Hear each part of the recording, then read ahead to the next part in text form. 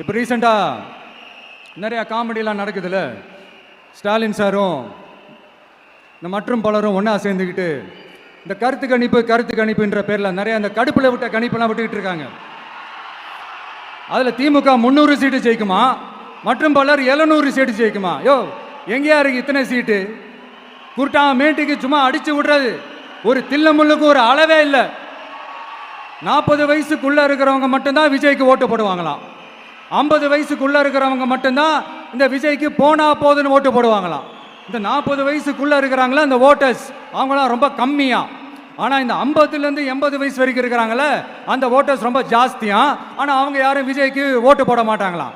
இப்படி பில்டப் மேலே பில்டப் ஓங்கி மண்டையில நறுக்குன்னு குத்துற மாதிரி நம்ம எலெக்ஷன் கமிஷன் ஒரு டீட்டெயில்டு ரிப்போர்ட் ஒன்று வெளியிட்டிருக்கிறாங்க. அதில் 40 வயசுக்குள்ள இருக்கிற அந்த ஓட்டர்ஸ் 2,37,00,000 சொச்சமா. அதில் 50 வயசுக்குள்ள இருக்கிறவங்களையும் உள்ள சேர்த்துக்கிட்டீங்கன்னா 3,65,00,000 சொச்சமா. அந்த 3,65,00,000 சொச்சத்தில் 50 வயசுக்குள்ள இருக்கிற நம்மளோட அக்கா தங்கச்சிங்க மட்டும் எவ்வளவு தெரியுமா? 1,77,00,000 சொச்சமா. எங்கடா போனீங்க கடுப்புல விட்ட கணிப்பாளர்களே? எங்க போனீங்க? சும்மா டர்னா டர்தான்.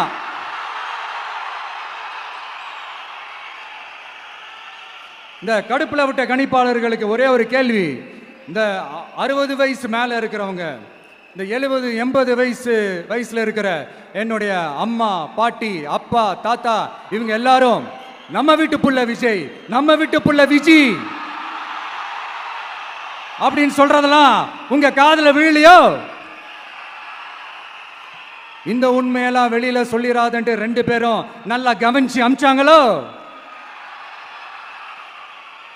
அதனால இந்த கருத்து கணிப்பு, கடுப்புல விட்ட கணிப்பு என்ன விட்டாலும் திமுகவும் இந்த மற்ற பலரும் மண்ண கவ்வ போறது உறுதி. அவங்களோட இந்த ஆட்சி கனவு, லஞ்ச கனவு, ஊழல் கனவு, கொள்ளையடிக்கிற கனவு எல்லாம் கதம் தான். நாளைக்கு ஏப்ரல் 23ஆம் தேதி அன்னைக்கு ஒரு நாள் மட்டும் இந்த விஜய் சொல்றத கேளுங்க. கேட்டுட்டு தயவு செஞ்சு ஓட்டு போடுங்க.